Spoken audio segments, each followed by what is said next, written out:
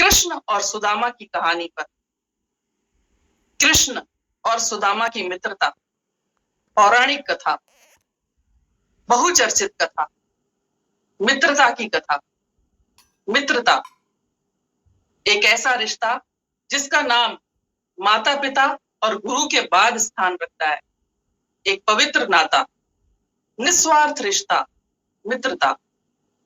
मित्रता जिसमें मित्र कभी गुरु बन करके मार्गदर्शन करता है तो कभी मददगार बन करके सहायता करता है। एक मित्र रोए तो दूसरे को कष्ट हुए, एक हंसे तो दूसरे को खुशी होए, एक खाना न खाए तो दूसरा भूखा रह जाए, एक को चोट लगे तो दूसरे को दर्द होए। ये होती है मित्रता। मित्रता ऐसी कहानी जिसमें भक्त और भगवान का मिलन है। कृष्ण सुदामा की मित्रता। कृष्ण जिसने सुदामा को अपना मित्र कहा। अगर किसी मित्र को भगवान की मित्रता मिल जाए तो फिर कहना ही क्या है। वो तो दुनिया का सबसे बड़ा धनवान व्यक्ति है। वह तो दुनिया का सबसे बड़ा भाग्यशाली व्यक्ति है जिसमें भगवान किसी व्यक्ति को मित्र कहे। इससे बड़ी और क्या बात हो सकती। क्या देखा आखिर सुदामा में कृष्ण भगवान ने जो सुदामा को अपना मित्र कहा। कुछ तो देखा होगा। सुदामा तो गरीब थे, निर्धन थे, कुछ भी नहीं था बाहर से देखने पर तो फिर इनको अपना मित्र क्यों माना। सुदामा के बारे में बताती हूँ। सुदामा एक निर्धन ब्राह्मण थे और कहते हैं सुदामा गरीब भी नहीं थे। फिर गरीबी का जीवन जिया। फिर गरीबी का जीवन क्यों जिया जब वो गरीब नहीं थे तो। सुदामा जो जन्मजात अंतर्यामी थे, जन्मजात उनके में एक ब्रह्म शक्ति थी। वो वस्तुओं का संग्रह नहीं करते थे। वो कई चीजों को इकट्ठा करने में भी विश्वास नहीं रखते थे। स्वाभिमानी थे, कभी किसी से कुछ मांगते भी नहीं थे। गरीब होने के बाद भी वो कभी किसी से कुछ मांगते नहीं थे। इनका यह स्वाभिमान ही कृष्ण भगवान को बहुत प्यारा था। और सुदामा की यह गरीबी का कारण था उनकी एक कहानी। एक ब्राह्मणी थी, स्त्री बहुत गरीब थी। वो गरीब स्त्री भिक्षा मांग करके अपना जीवन यापन करती थी। एक समय ऐसा आया जब 5 दिनों तक उस स्त्री को खाने के लिए कुछ भी नहीं मिला। वह मात्र पानी पी करके ही अपना जीवन यापन करती थी। छठे दिन उसको 2 मुट्ठी चने मिल गए। मिलते मिलते रात हो गई थी। पहुंचते पहुंचते घर पहुंचते रात हो गई। उसने सोचा यह 2 मुट्ठी चने मैं कल वासुदेव को भोग लगा करके खाऊंगी। और उसने एक पोटली में बांध करके रख दिया। रात हुई। रात को 2 चोर आए और 2 चोर उस ब्राह्मणी के घर में आए और उनके हाथ में पोटली लग गई। उन्होंने सोचा इसमें स्वर्ण आभूषण है। अंधेरे में उन्होंने पोटली ली और चले बाहर भागे। जैसे ही भागे ब्राह्मणी की नींद खुल गई। ब्राह्मणी की नींद खुली तो उसने देखा मेरी पोटली गायब है। जब पोटली उसे नहीं मिली तो उसे पक्का हुआ कि ये 2 चोर ही लेके गए हैं। तो इसने श्राप दिया, जिसने इस असहाय निर्धन स्त्री की ये 2 मुट्ठी चने भी चोरी कर लिए वो दरिद्रता को प्राप्त होगा। जो भी इस चने को खाएगा वो दुखी होगा, दरिद्र होकर के मरेगा। अब ये 2 चोर भागते भागते गए और सांदीपन ऋषि के आश्रम में जाके छुप गए। जब वहां ये दोनों छिप गए तो वहां से भी फिर भागना पड़ा। थोड़ी देर वहां रुके लेकिन फिर वहां से भी भागे। लेकिन गलती से इनसे यह पोटली वहीं छूट गई। ये चोर दोनों भाग गए और सुबह जब सांदीपन ऋषि के आश्रम में गुरु मां उठी तो उनकी नजर पोटली पर पड़ गई। वह पोटली उन्होंने उठा ली। उनको तो इसके बारे में मालूम था नहीं।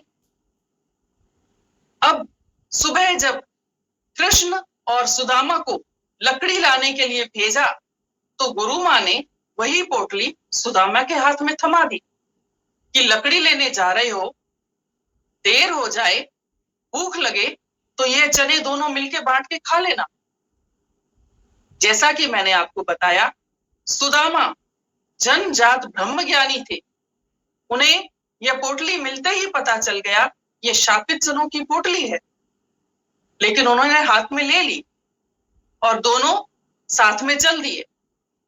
जब रास्ते में जा रहे थे तो रास्ते में लकड़ियां तोड़ ली, लेकिन लौटते वक्त बारिश आ गई। बारिश आ गई, उधर से एक शेर की भी आवाज आई। ये दोनों पेड़ पर चढ़ गए। जब ये दोनों पेड़ पर चढ़ गए तो इन्होंने क्या देखा कि सुदामा को भूख लगी। उसने पोटली खोली और वह उसमें से चने खाने लगा। कृष्ण ने कहा, सुदामा अकेले अकेले खा रहे हो, मेरे को नहीं खिलाओगे? तो सुदामा ने कहा कि नहीं, चने मैं नहीं खा रहा हूं, ये तो बारिश हो रही है, सर्दी लग रही है, इसलिए मेरे दांत किटकिटा रहे हैं। मैं चने थोड़ी खा रहा हूं, चने तो गुम हो गए, पता नहीं पोटली कहीं छूट गई।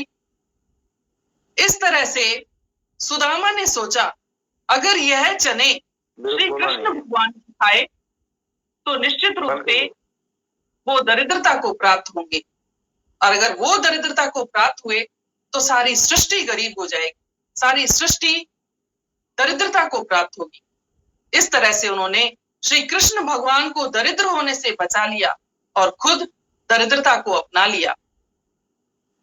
यही कारण था कि सुदामा को गरीबी का जीवन जीना पड़ा।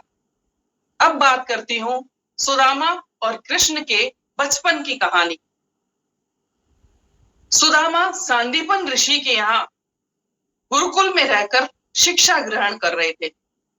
जैसा कि हर गुरुकुल में होता है कि पानी भरना, लकड़ियां लाना, योग विद्याएं करना, अनेक अनन्य विद्याएं ग्रहण करना, ये सब गुरुकुल में चलता ही है। तो उसी समय कृष्ण भगवान बलराम के साथ आते हैं और वो सांदीपन ऋषि से बात करते हैं। सांदीपन ऋषि को बताते हैं कि हम मथुरा से शिक्षा ग्रहण करने के लिए आए हैं। सांदीपन ऋषि बोलते हैं कि आपके पहले गुरु का नाम क्या है? उन्होंने कहा गार्गी। तो उन्होंने कहा यह तो हमारे इष्ट देव शंकर भगवान के भक्त हैं, इसलिए उन्होंने प्रसन्न होकर के इन दोनों को शिष्य के रूप में ग्रहण कर लिया और गुरु माँ को बुलाया कि इन दोनों को रहने की जगह, इन दोनों को रहने का स्थान बताया जाए। गुरु माँ ने, जैसा कि सुदामा वहां रहते थे, सुदामा के साथ रहने वाले एक शिष्य उनकी कुटिया खाली करके गए थे, तो उनकी कुटिया में ही जगह थी। तो गुरु माँ ने कृष्ण और बलराम को कहा कि अब तुम सुदामा की कुटिया में ही रहोगे। इसकी तुलना अपन ऐसे कर सकते हैं जैसे आजकल हॉस्टल में बच्चे रूममेट्स की तरह रहते हैं, वैसे ही कृष्ण और सुदामा बचपन के रूममेट्स थे। अब ये दोनों एक ही कमरे में रहते थे। जिस रात ये आए उस रात श्री कृष्ण भगवान को इसने अतिथि के रूप में सेवा की और श्री कृष्ण भगवान ने सुदामा को मित्र कहा। सुदामा ने कहा, इतनी जल्दी मुझे मित्र कह दिया? मित्रता खाली एक नाता नहीं है, हमारे गुरु कहते हैं मित्रता एक उत्तरदायित्व है, एक जिम्मेदारी है। तो श्री कृष्ण भगवान ने कहा कि मैंने तुम्हें मित्र कहा है, मैं उत्तरदायित्व लेता हूं, मैं ये जिम्मेदारी निभाऊंगा, जरूरत पड़े तो मैं सहायता करूंगा, तुम इस उत्तरदायित्व से मुक्त हो। और इस तरह से रात में सुदामा ने उनके रहने का प्रबंध किया, भोजन कराया, चटाई बिछाई और अगले दिन से कहा कि अगले दिन से भी तुम्हें वैसा ही कार्य करना है जो मैं करता हूं। और अगले दिन दोनों लकड़ी ले जाना और दूसरे कार्य करना साथ साथ करते थे। इस तरह से इनका बचपन में एक साथ रहने के बाद गहरी मित्रता हो गई। ये दुख सुख बांटा करते थे। बड़े हुए, शिक्षा पूरी हुई। शिक्षा पूरी हो जाने के बाद सुदामा अपने गांव चले गए और श्री कृष्ण भगवान अपने मथुरा आ गए, वहां से द्वारिका में आके द्वारिकाधीश बने। सुदामा गरीब थे, सुदामा के पास भिक्षावृत्ति के अलावा और कोई साधन नहीं था, उनका आय का यही एक साधन था। भिक्षावृत्ति करके वो संध्या काल में लाते, शादी के बाद अपनी पत्नी को वही देते, उसी से चूल्हा जलता। बहुत बार उपवास रख लेते थे, पानी पीकर ही अपना काम चलाते थे। इसी कारण सुदामा और उसकी पत्नी दोनों भी दुबले पतले शरीर के थे, गरीबी से जीवन निकल रहा था। जैसे ही याद आती कृष्ण भगवान की, उसकी तपस्या करते थे सुदामा, याद करते थे और अपनी पत्नी को कई तरह की बातें, सुदामा के साथ हुए कई तरह की घटनाएं, गुरुकुल में उनके साथ क्या क्या हुआ, कैसे कैसे उन्होंने जीवन यापन किया, ये सब बताते थे, चर्चाएं करते थे। तो इनकी धर्म पत्नी ने कहा, और एक बार नहीं कई बार कहा, कि द्वारिकाधीश ब्राह्मणों के सम्मान करने वाले हैं, वो संतों महात्माओं की सम्मान करते हैं और वो बड़े हृदय वाले हैं, वो तुम्हें दान भी देंगे। तुम एक बार अगर तुम उनको बताओ कि मेरे पास अन्न की कमी है या खाने के लिए अन्न नहीं है, तो जरूर सहायता करेंगे। लेकिन जैसा कि मैंने बताया, सुदामा स्वाभिमानी थे, संकोची थे, वह कुछ किसी से मांगते नहीं थे, इसलिए कभी गए नहीं। लेकिन बहुत बार पत्नी ने उनको समझाया कि एक बार चले जाओ, एक बार चले जाओ खाली, और सुदामा के श्री कृष्ण के पास जाने से आपकी समस्या का अंत हो जाएगा। एक बार बैठे ही उन्हें ख्याल आया कि चलो धन के लिए न सही, पर श्री कृष्ण के दर्शन किए जाएं। श्री कृष्ण भगवान के दर्शन से ही वही मेरा सबसे बड़ा लाभ है। इस दुनिया में आया हूं तो सबसे बड़ा लाभ तो यही है कि मैं श्री कृष्ण भगवान के दर्शन कर लूं। और यही सोच करके वो राजी हो गए। अपनी पत्नी को बोलते हैं कि मैं वहां पर खाली हाथ कैसे जाऊं। तो उनकी धर्म पत्नी ने कहा कि मैं तुमको 4 मुट्ठी चिवड़े एक कपड़े में लपेट के देती हूँ, तुम यह उपहार के रूप में लेके जाओ। और सुदामा वही 4 मुट्ठी चिवड़ा, जिसको अपन आजकल मुरमुरा बोलते हैं, वो चिवड़ा लेकर के चले गए। कपड़े में एक पोटली बांधी, चले गए। द्वारका चलते चलते वहां द्वारिकाधीश के महल में पहुंचे, द्वारिका के महल में पहुंचे। वहां 16,000 रानियों के महल थे। उसमें एक महल के पास जाकर के वो खड़े हो गए। महल सुसज्जित थे, बड़े थे, आकर्षक थे, शानदार थे। जब वो महल के सामने खड़े हुए तो उन्होंने एक द्वारपाल को प्रार्थना की, ये द्वारपाल, मेरा नाम सुदामा है, मैं ब्राह्मण हूं और मैं द्वारिकाधीश का बचपन का मित्र हूं और उनसे मिलने के लिए आया हूं। तो द्वारपाल ने कहा कि तुम इतने निर्धन और वो इतने अमीर, लग तो नहीं रहा कि तुम उनके मित्र हो। तो उन्होंने बहुत बार मनुहार किया, बोला नहीं, मैं उनके बचपन का मित्र हूं, खाली एक बार उनको संदेश भेज दो, खाली एक बार संदेश भेज दो कि मैं उनका बचपन का मित्र हूं, सुदामा हूं, मैं यहां पर आया हूं। फिर वो अपना संदेश भेजेंगे तो फिर तुम मुझे अंदर जाने देना। बहुत बार बोलने पर एक द्वारपाल राजी हो गया और द्वारपाल ने कहा, ठीक है, तुम यहां खड़े हो जाओ, मैं अंदर जाता हूं, तुम्हारा संदेश लेकर के श्री कृष्ण भगवान को सुनाता हूं, फिर जो भी उत्तर आएगा मैं आपको आके बताता हूं, जो भी संदेश वो देंगे वो आपको आकर के बताता हूं। तो वह द्वारपाल महल में जाने लगा।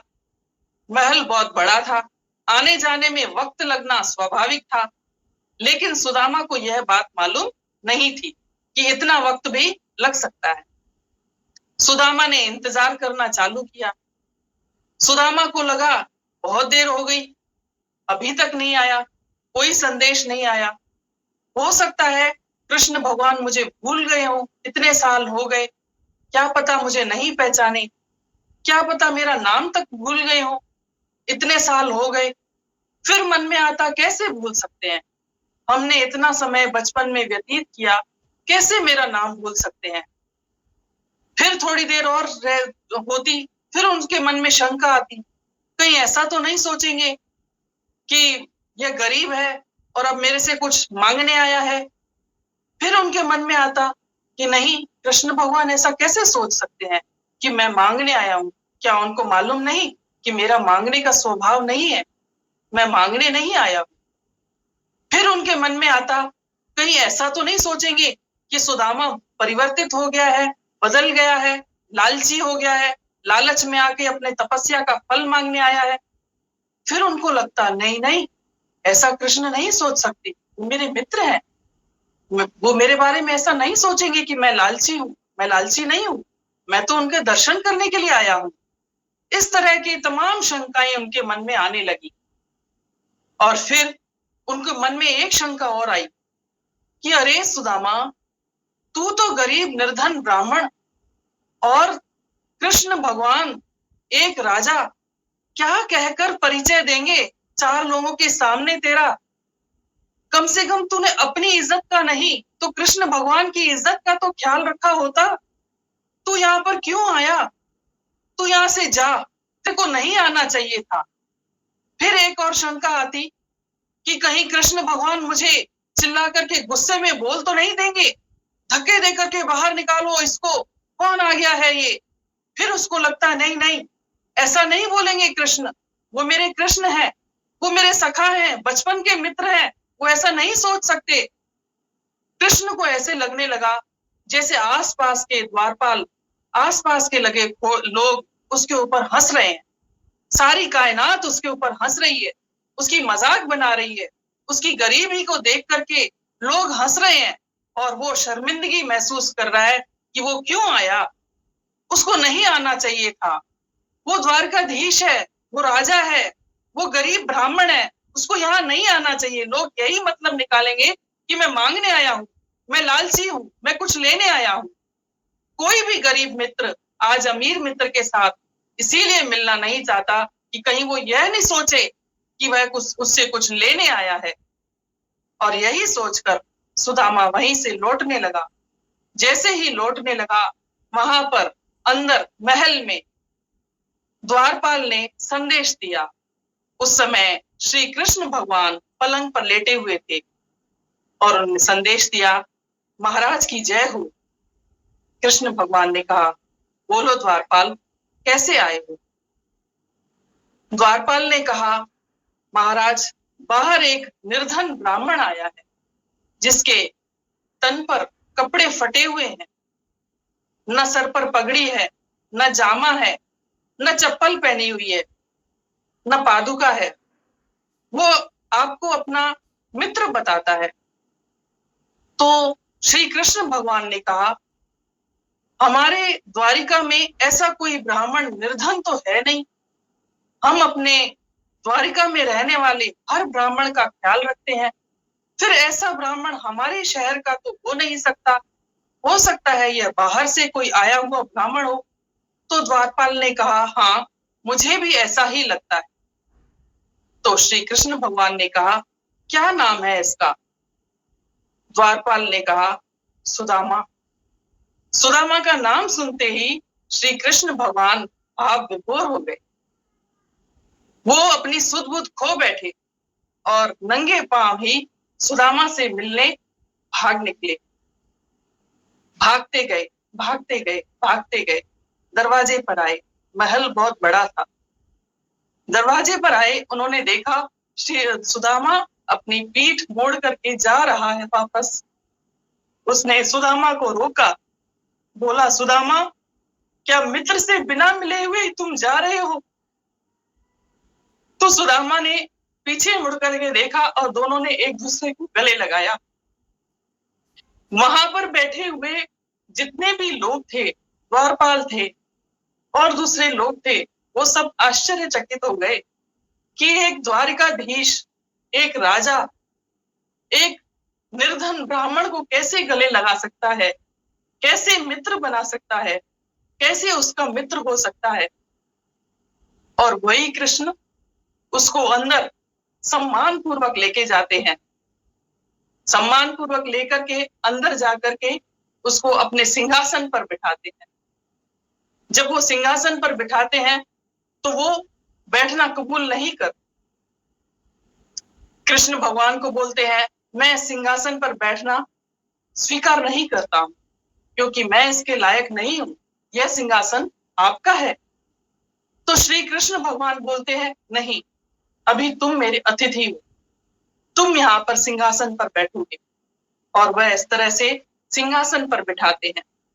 और श्री कृष्ण भगवान उसके चरणों को देखते हैं तो उस पर छाले लगे हुए थे। जब उसके छालों को वो जल से धोते हैं तो उनकी अश्रुधारा आ जाती है कि उसके मित्र के पांवों में इतने छाले हैं और वो एक राजा है, तब भी वो ऐसे निर्धन मित्र के लिए आज तक कुछ नहीं कर पाया। उसके मन में बड़ी तकलीफ होती है और वह रोने लग जाता है। और कृष्ण भगवान की जितने भी आंसू आते हैं, कहते हैं पानी से नहीं बल्कि अश्रुधारा से सुदामा के पांव धोए। जब कृष्ण भगवान के पांव धोए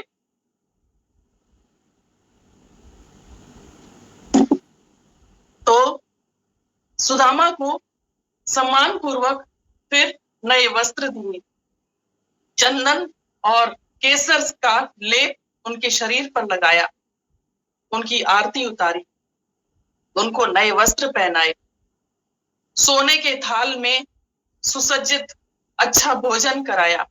खाली श्री कृष्ण ने सुदामा की सेवा नहीं की, बल्कि रुक्मणी ने भी की। रुक्मणी और श्री कृष्ण जब सुदामा की इस तरह से सेवा कर रहे थे तो अंदर में बैठे हुए जितनी अंतःपुर में स्त्रियां थी वो आश्चर्यचकित थी कि कैसे एक निर्धन ब्राह्मण की दोनों राजा और रानी मिलकर के सेवा कर रहे हैं। और सुदामा की सेवा के बाद, भोजन कराने के बाद दोनों मिलकर के बातें करते, अपने बचपन की यादें एक दूसरे के साथ परोसते, बचपन में कैसे गुरुकुल में शिक्षा ली, क्या क्या घटनाएं हुई, कई घंटों बैठ करके दोनों बातें करते। एक बार बात करते करते श्री कृष्ण भगवान ने सुदामा से कहा, सुदामा, तुम्हारा तो विवाह हो ही गया होगा, अब तुम्हारे पास मेरी भाभी ने मेरे उपहार के लिए क्या भेजा है। सुदामा के पास वही 4 मुट्ठी जो मुरमुरा था वही था, पोटली थी। सुदामा का जो मस्तक था वो नीचे हो गया शर्म के मारे और वो छिपाने लगा। श्री कृष्ण भगवान ने कहा, ये तो मैं लेकर के ही रहूंगा, इस पर मेरा हक है, ये मेरी भाभी ने मेरे लिए भेजा है। और इस तरह से श्री कृष्ण भगवान ने वह 4 मुट्ठी चावल अपने हाथ में लिया और 1 मुट्ठी चावल खाई और फिर दूसरी मुट्ठी भर करके भी खाई। जैसे ही तीसरी मुट्ठी भर करके खाने वाले थे, उसी वक्त रुक्मणी ने कहा, महाराज, यह क्या कर रहे हो, यह क्या तीनों लोग ही इनको दोगे, कुछ प्रसाद हमारे लिए नहीं रखोगे। इस तरह से दोनों लोग अपने मित्र सुदामा को दे दिए। सुदामा इसके बाद 2-4 दिन व्यतीत करने के बाद सुदामा जाने का वक्त आया। जब जाने का वक्त आया तो सुदामा ने अपनी गरीबी के बारे में कुछ नहीं बताया। कृष्ण भगवान ने भी जाते समय जो उनको नए वस्त्र पहनाए थे वह भी ले लिए और पुराने वस्त्र वापस पहनाए। कारण क्या था? कारण यह था कि सुदामा, कृष्ण भगवान को मालूम था कि मेरा मित्र स्वाभिमानी है, कहीं इसके स्वाभिमान को कोई ठेस न पहुंचाए, कहीं कोई इसको बोले नहीं, सुदामा, तुम अपनी तपस्या जो की अपनी गरीबी का बता करके श्री कृष्ण भगवान से ये लेकर के आए हो, कहीं उनको कोई ऐसा ताना न मारे। श्री कृष्ण भगवान को सुदामा की भक्ति पसंद थी। श्री कृष्ण भगवान अपने भक्तों के हृदय के बारे में क्या चल रहा है सब जानते थे। एक एक भक्त के बारे में जानते थे, किसके हृदय में क्या चलता है। सुदामा के अभाव के बारे में भी जानते थे, सुदामा के दिल में क्या चल रहा है वह भी जानते थे, सुदामा यहाँ क्यों आया है वह भी जानते थे। लेकिन कृष्ण को सुदामा का स्वाभिमान बहुत प्यारा था। कृष्ण भगवान जानते थे कि सुदामा की जो भक्ति है वो निस्वार्थ भक्ति है। उन्होंने आज तक जो मेरी तपस्या की है उसमें कभी उन्होंने धन का नहीं मांगा। आज भी जब आए हैं तो पत्नी को प्रसन्न करने के लिए ही आए हैं और मेरा दर्शन करने के लिए आए हैं, कुछ मांगने के लिए नहीं आए हैं। जाते समय दोनों ने भावपूर्ण विदाई दी। सुदामा वहां से चल दिए। सुदामा को मन में संकोच था कि मैंने कुछ कहा नहीं, क्या पता मेरी पत्नी क्या सोचेगी कि अपने मित्र तो तुम्हारे बड़े राजा हैं और तुम्हें ऐसे खाली हाथ भेज दिया। इधर से कृष्ण ने भी कुछ देने की बात नहीं निकाली। क्यों? क्योंकि जानते थे कि मेरा मित्र स्वाभिमानी है और उन्होंने कोई बात नहीं निकालते हुए सीधे घर तक उनकर सब कुछ पहुंचा दिया जिसकी जरूरत थी। जैसे ही सुदामा अपने नगर पहुंचे, उन्होंने देखा उनकी कुटिया तो वहां है ही नहीं, उनका घर तो वहां है ही नहीं, उनका परिवार भी नहीं है। यह सब क्या हो गया? यहाँ पर तो उसकी कुटिया थी, उसका परिवार था।